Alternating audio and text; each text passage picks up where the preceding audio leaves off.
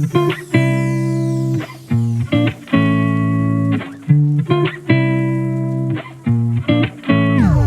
friends, welcome back to my channel. I'm CS Jaspreet. I hope that you all are doing well and preparing for your exams. Exams बहुत पास आ रहे हैं and I know that you're anxious, you're stressed. तो आज मैं आपको बताऊंगी things that you should not do in the exam hall. अब बहुत सारे बच्चे सोचते हैं कि बस पढ़ के चले जाओ और क्लियर हो जाएगा, बट ऐसा होता नहीं है. Why? बिकॉज बहुत सारे फैक्टर्स हैं जो हमारी प्रेपरेशन को ही नहीं बल्कि हमारे अटेम्प्ट को भी अफेक्ट करते हैं. उसमें से कुछ फैक्टर्स हैं जो हमें एग्जाम हॉल में जाके चीज़ें नहीं करनी चाहिए.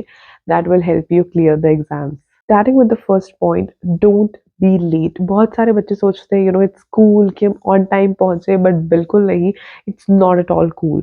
You are going to be a professional, so you should learn to value your time. घर से जल्दी निकलो, हो सकता है रास्ते में ट्रैफिक मिल जाए. सेंटर टाइम पे पहुंचो, हो सकता है आपको रूम ढूंढने में टाइम लगे. And be on your seat before time. It will help you काम एंड रिलैक्स. मतलब आई हैव सीन स्टूडेंट्स जो पूरे टाइम पे रश कर रहे होते हैं and what happens that there mindset is already disturb, right. वो काम स्टेट ऑफ माइंड में आते ही नहीं है. For any kind of exam I believe reaching on time is very very important. और जब सामने CA CS CMA का पेपर हो, फिर तो आपको टाइम पे पहुंचना ही चाहिए, राइट. पहले ही उन्होंने डिफिकल्ट पेपर डाला होता है और हम पहले ही लेट पहुंचेंगे तो हमारा दिमाग जो है वो पहले ही डिस्टर्ब रहेगा. We will not be able to analyse the question paper also, right. तो ये फर्स्ट चीज है कि आपने टाइमली जो है एग्जाम हॉल में पहुंचना है ताकि आप पहुंच के अच्छे से एनालाइज कर सको कि एक्चुअली में पेपर में लिखना क्या है. Secondly, don't discuss too much. चाहे बिफोर एंड आफ्टर दोनों की मैं बात कर रही हूँ. अब कभी भी चाहे आपके कितने भी फ्रेंड्स हो, कितने भी क्लोज फ्रेंड्स हो, डोंट डिस्कस क्या पढ़ा क्या नहीं पढ़ा, कितनी प्रेपरेशन की कितनी प्रेपरेशन नहीं की. It will not help, right. अब तो जितना पढ़ना था पढ़ के आ ही गए, तो क्यों डिस्कस करना, right. Discussion always creates a mess. मैंने देखा है बच्चों को पेपर से पहले डिस्कस करते हैं, तूने क्या पढ़ा, मैंने क्या पढ़ा, तूने कितना प्रिपेयर कर लिया, मैंने कितना किया. फिर पेपर के बाद डिस्कस करते हैं, तेरा पेपर कैसा हुआ, मेरा paper. Like I would just say just grow up of all these things. They never help. उल्टा हमें ऐसा लगता है दैट हमें कोई फर्क नहीं पड़ता, but trust me, as human being फर्क पड़ता है. हमारा दिमाग एकदम से डिस्टर्ब हो जाता है कि अगर हमें ये पता चल जाए ना कि सामने वाले ने हमसे ज्यादा प्रेपरेशन की है. Don't discuss all these things. और पेपर के बाद इसमें क्या लिखा है, इसका क्या आंसर है, don't discuss all these things. It can hamper your next exams. Always remember this कि ज्यादा डिस्कशन एग्जाम सेंटर में आपने नहीं करनी. जाओ, हाय हेलो करो, ऑल द बेस्ट करो और अपना पेपर लिखने बैठ जाओ. फिर उठो, बाय बाय करके घर आ जाओ और फिर तैयारी शुरू कर दो.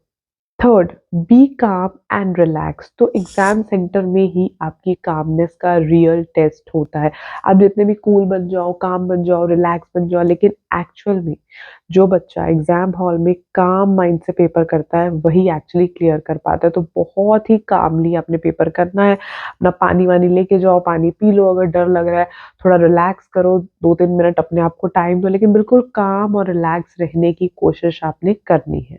Fourth, be alert and cautious. मैंने देखा है कि बहुत बार बच्चे ना they are not cautious enough, right. Teacher कभी कभी इंस्ट्रक्शंस दे रही होती है, सुन ही नहीं रहे होते, राइट. OMR को कैसे भरना है.